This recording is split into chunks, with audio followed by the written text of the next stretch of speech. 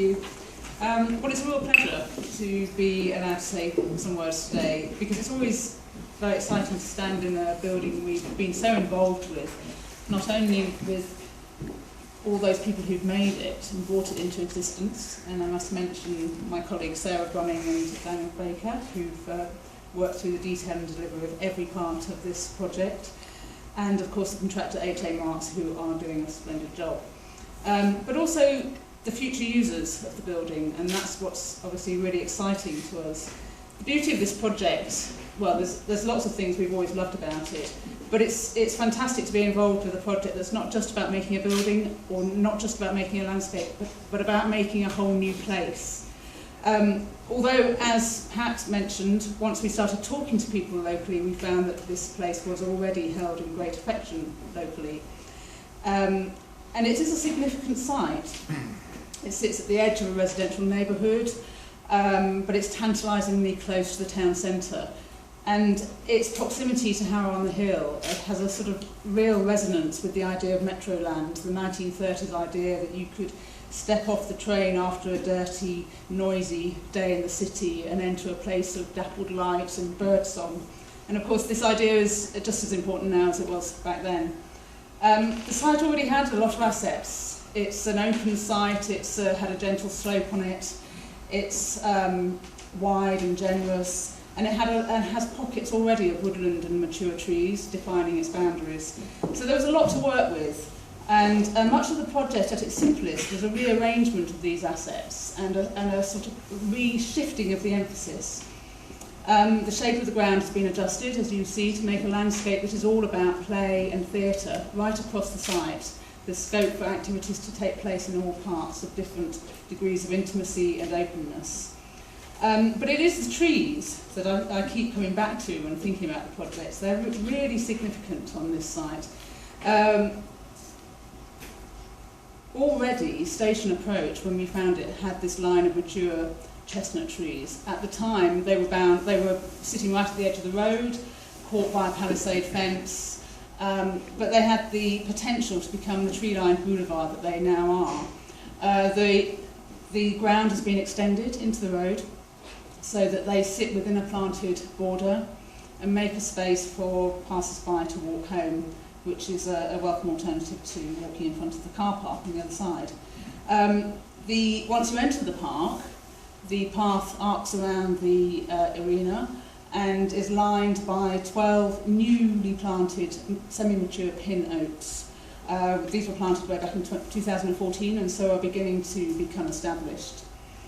Beyond the arc of the park, of that shape, are a number of other spaces for play and exercise and performance or just relaxation, and an orchard which will eventually provide fruit from 21 new trees. These include 9 types of apple, 4 types of pears, a fig, a quince and a mulberry, and 6 white cherry trees which will provide seasonal colour.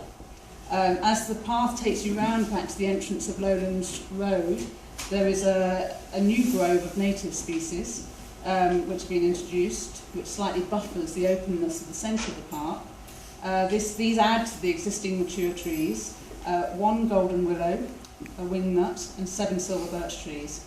And I'm reliably reminded by John Greenfield that a further 30 or so, I think, a total of 81 trees has been planted across this site in the last year. So the important thing for us is that both the building and the landscape are incredibly interconnected and flexible.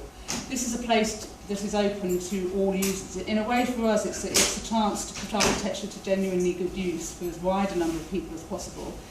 It is a genuinely diverse community, and we hope that it will be used as widely as possible. But to take a sort of snapshot of a typical day, the life of Lowlands will start very early, with the commuters being able to pick up coffee from the servery, the rest of the building quiet and the park quiet. Later on, the cafe will open up to users of the park with play areas on all sides.